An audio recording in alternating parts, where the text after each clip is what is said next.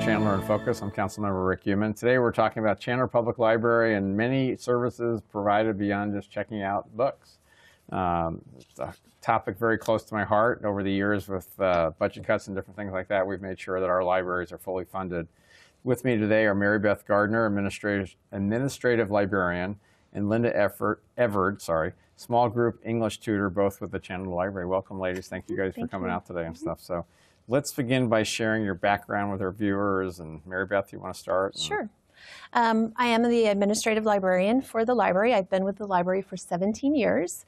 And my primary responsibilities are that I acquire and manage the physical and digital collections for our libraries, and also provide oversight for our marketing, outreach, and volunteer programs. And that physical versus digital has changed from 17 years ago to what it is today. Very much so. Yeah, very much so. It's really amazing what goes on in our libraries. The library word's a different word today. I mean, for stuff. Linda, how about you? I've been a volunteer here at the library for 5 years in teaching both English as a second language and in the Learning Lab. And my background, I was a teacher in Connecticut for 35 years. So I came out here to the Valley and just couldn't stay away from those students. Well, we appreciate you volunteering because it's the life, we were talking before the show started, the lifeblood of our city is we have great volunteers throughout our city in all kinds of different boards, commissions, volunteers, police, fire, library, parks, all kinds of stuff. So thank you very much for doing that. That's a very important component. Chandler Public Library is a great amenity for our residents. Will you provide an overview of some of the services that you guys do? Sure. We have 4 locations here in Chandler in all geographic areas. We house over 385,000 items, including over 18,000 digital ebooks or e-audio. We also offer Zinio digital magazines. We have Freegal downloadable music. We have what did you call it? Freegal. Freegal. Okay. Freegal downloadable music. Okay. We have a huge menu of electronic databases, streaming videos, and online learning opportunities. Each of our 4 libraries has public access computers as well as free Wi-Fi. And we offer the traditional and actually a great variety of programs and special events throughout the year for all ages, from traditional story times and summer reading programs to LibCon, Battle of the Books, and even TEDx events. But one of our greatest resources in our library is our library staff. They can help you find the next great read, as well as research pathway, or help just navigate the internet. It's amazing. You mentioned LibCon for the audience, and you also mentioned TEDx. Can you just touch on those for a second so people like Councilmember Lopez would be here. He's all into, He's all over LibCon. The whole LibCon thing. But LibCon, you've probably heard of like Comic-Con or big events even in Phoenix or in San Diego. And LibCon is the library version of that, specifically for our teens who are interested in graphic novels and manga. And it's just a way for them to experience the library in a different way. TEDx is actually off of the TED Talk phenomena, and it's an independent role of TED Talks where we come together, look at videos, bring in speakers, and just have community dialogue. And it's a great place central to our libraries. And the LibCon thing happened just a few weeks ago, and I know very successful, and it was strictly for teens. So we can get teens more involved in the library, and we'll talk more about it during the show, but it's not just about checking out a book anymore. Correct. I mean, that's the big thing that people have that fallacy. Why do you guys still have libraries in Chandler? And it's like you almost say, have you been in a library lately? So is a library card required to and explain the process if it is? Sure. A valid Chandler Library card is required to check out materials, to access our digital resources, reserve our computers or study rooms, or use our copy machine, sending faxes or scanning. The library card is free. All you have to do is show a picture ID and proof that you either live, work, or go to school in Chandler or reside in Maricopa County. Okay. Talk about the Maricopa County thing, because I don't think people realize this, that if you want to go to the Tempe Library or to the Mesa Library, is your Chandler card good there, or how does that work? You can get, because if you live in Maricopa County, you have a benefit of you can get a library card at any Maricopa County library. Okay. So you can go to Tempe, you can go to Gilbert, you have to obtain one of their library cards, but it is free. Right. Just like folks from other communities, say they work in Chandler but live in Tempe, or a Chandler library is closer to their home, they can obtain a Chandler library card for free. Okay. And like Sunset Library on our northwest part of our city, Tempe residents use that all the time. So correct, right. Which is great. And there is a reciprocal kind of a deal, and I know there's some elaborate formula I've worked on for years about that and stuff. So, you know, I chair the Chandler Education Coalition, and one of the focuses is early childhood literacy. And we do share some of the literacy programs available. And Linda, you talked a little bit about English learn kind of thing. So can you guys both talk a little bit about some of those programs for, you know, for our youth? Sure. Well, I think when it comes to early literacy, that's what people traditionally think of their libraries. You know, the libraries, we have a large collection of board books and picture books and early readers available for checkout, but we also have what's called our Tumble Book Library, again, focused on its digital animated picture books available for everybody's smartphone or tablet now, and it's a new addition to our collection, which is great. The library also partners with the hospital and area clinics to provide books for babies, and that's where we have volunteers going out and talking to expectant parents or new parents on the importance of reading to their child from day one. And then incorporating libraries into their weekly habits. Because in our libraries we have you know, tons of programs available for the preschooler, from traditional story times for babies, for toddlers, for preschoolers. We also have craft times. But what we've done is that we've incorporated into all of our programming takeaways and information for the parents, for us to emphasize that they are their child's first teacher. So it provides them with tips and information on things that they can be doing at home, how to read to their child, how to sing, or when different things focused on the early literacy skills that they need. We also offer Create, Play, Learn, which is a STEM program for the little ones, which is science, technology, engineering, art, and math. We're also excited to be a part of Read on Chandler. We actually were one of the partners in that effort, and we're looking forward to making sure and partnering with other agencies across the community to make sure that our kids are all ready to enter first grade or kindergarten with the skills that they need to be successful. Right. And the big thing with the programs that, you know, Brenda, who's your big Brenda Brown, who does an amazing job at the library as the head of the libraries and cultural group, is that we have the parents going there. We're trying to reach the parents who aren't going there.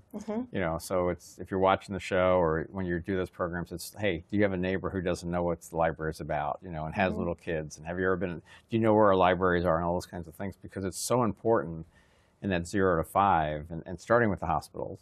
There was a study done recently, and part of the Read on Chandler thing we came across was that it doesn't matter what language you talk to your kids in. It doesn't matter. And in Chandler, we're blessed with a wide range of ethnicities because of Intel and Orbital and some of our other companies. You know, it doesn't matter whether it's Mandarin Chinese or it's Spanish or it's French or whatever. It's the fact of talking to your kids. So that's really important. Now, Linda, you do English as a second language kind of a situation. Where's your focus in terms of what you do? Is it more younger kids? Is it a kind of across the board? It's or is it adults. Okay. And right now I have 4 women that have been with me for a couple of years. They have 3 of them have had children in our school systems. Some of them are citizens, some of them are not. Their husbands are, for the most part, well-trained and working in technology in our city, and they are just anxious to learn the language so that they can really participate better in our communities. And that's our goal, to get them really comfortable with the English language so that it can be well used for them. Are those programs free, or is it? They are totally free. Kristen Johnston is our outreach person for that particular program, and she does testing every so often. People can pick up a application form at the main desk in the library, and once Kristen gets enough potential students, then she has a testing day and places them in an appropriate level of class. And how many kids or how many adults in a class? The small group tutoring we do that's the basic, the first and second levels. These are folks that speak no English to very little. A little bit. And that we do 3 to 5 people. They work with a trained volunteer. And then when they're beyond that level, we move them into conversational classes. Okay. And you talked about the diversity of Chandler, and you can really see that diversity in our adult literacy program. I know that the U.S. Census Bureau and the County Quick Facts showed that 22% of the Chandler population over the age of 5 years speak something other than English in their home, which is actually greater than the national average of 20%. And so that's why these are the folks that we're reaching out to, where English is not their native language. And last year we served about 480 unduplicated students in our small group tutoring and talk time classes. But what's really interesting is that 57 home countries were represented. I was just going to ask. So, so I mean, it's very diverse. It's global. And for the people who at home are watching this and streaming, whatever, is thinking, well, they're all speaking Spanish. No, no. And that's the thing that people have to understand. And having the diverse economic base that we have here, and people coming from all over the world to work here, it's a matter of it may be Chinese, it might be Japanese, it might be different dialects of different countries and stuff. So it's Eastern European. So it's really important people understand and people want to simulate. They're taking the time to learn that and stuff. So I think it's really important. So, and that program's been going on for what, 20 years now? We've been offering adult literacy in different formats. We've tried different ways for over 20 years. I think we've landed on the right format that works for our community, and that is the volunteer facilitated model with a small group.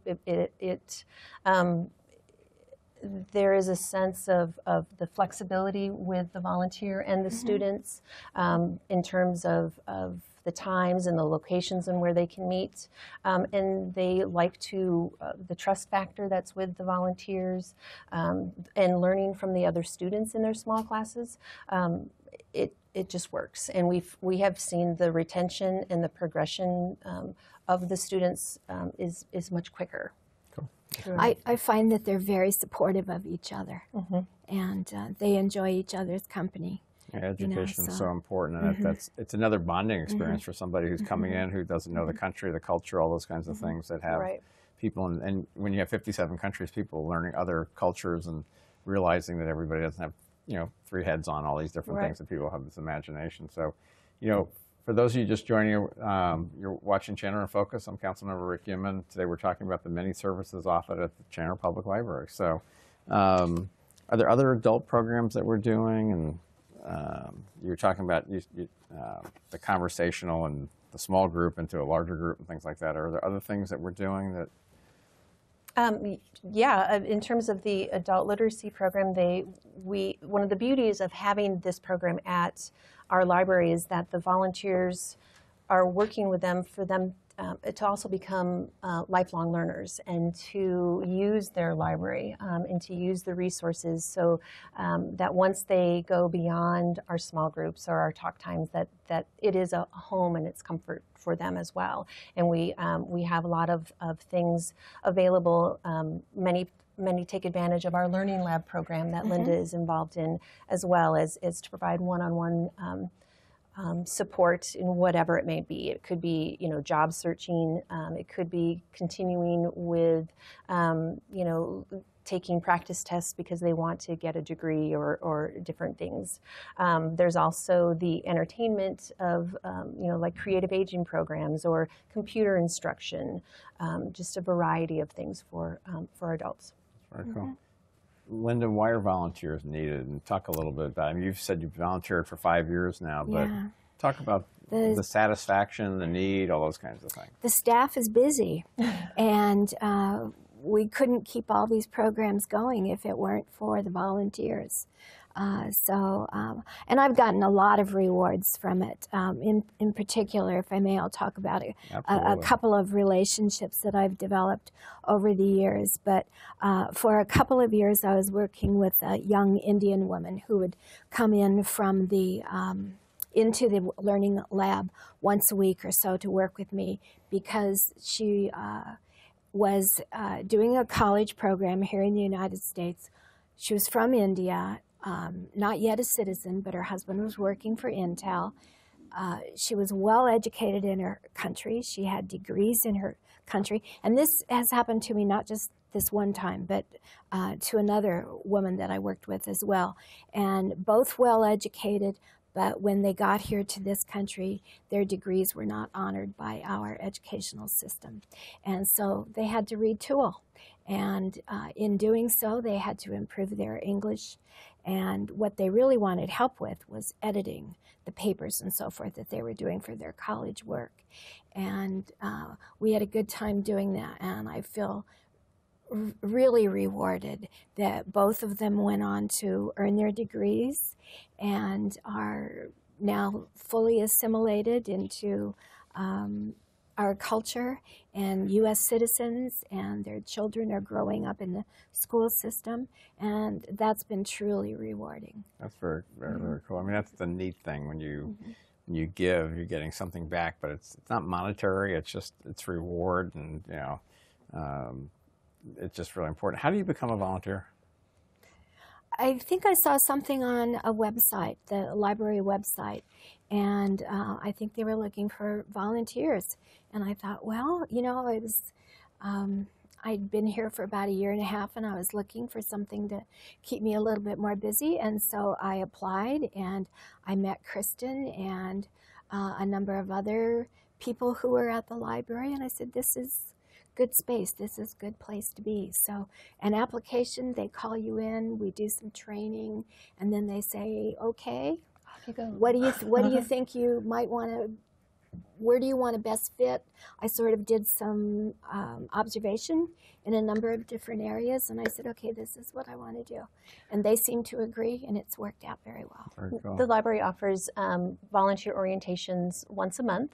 And those are can be found on our website. And at the downtown library, or is it done at the downtown places? library. Okay. And our outreach coordinator just provides a general overview of all of the volunteer opportunities we have across the system, which again are many. I mean, they vary from someone like Linda, who's involved in our adult literacy program, but we have lots of opportunities pulling holds or discharging materials. And so again, there's a wide range of volunteer opportunities. Last year in the library, we had over 220 adult volunteers who gave us 12,764 hours of service. Wow. And so when you attach the dollar figure to that, they make our great library even better. If you do a low number of the magic number of $15 an hour, you're talking almost $700,000 in services that are given back to the city, right. So which is amazing stuff. One of the things, the orientations here at the main library downtown, but we have 4 libraries. Where are people watching that don't know where our libraries are? Where are they? Okay. Well, our downtown library is right here off of Arizona Avenue and Chandler Boulevard. We have our Sunset Library, which is at Ray and Rural in West Chandler. My branch. Okay. And then we have a library at Hamilton High School on Arizona Avenue and Ocotillo. Oh, thank you. And then we have our Basha Library, which is at Val Vista and Riggs at Basha High School. And the last 2 are what we call public-public partnerships with the school district. So the schools get to use those during the day a little bit, and Right. but they're open to the public all day long as well. So, but it's a great partnership to have another Right. resource for our schools and stuff. So, what are the programs and services? I mean, there's a ton of stuff I know you guys do, but let's just talk about some of the other services and programs you guys have to offer that either the volunteers can get involved with, or, you know, we talked a little bit about some of the early childhood kinds of things, but what about for, you know, second grader, third graders, high school kids? You know, talk about some of the other programs that we do. Well, again, one of our service priorities and such is that we pretty much offer anything for at any stage, at any age. We offer something, whether it be in our collection. Can I bump in here? One of the things that I do experience in the Learning Lab, I'm there once a week, and the Learning Lab is open 4 days a week, Monday through Thursday afternoons for a number of hours. But I get anywhere from a first or a second grader who's learning to read or has math homework to the adult learners that I already mentioned, the college students that I mentioned. So we service a broad range of needs and educational veins that have to be dealt with. And sometimes the parents come in with them, and sometimes we show the parents a few things that they can be doing at home, but we're there as tutors in that lab. I will also say this in terms of what else we offer from the Learning Lab is that a student who didn't graduate from high school wants to earn their GED, they can come to us and they can at least get started, learn where the websites are on the computer, use our resources in English and math and the test prep programs.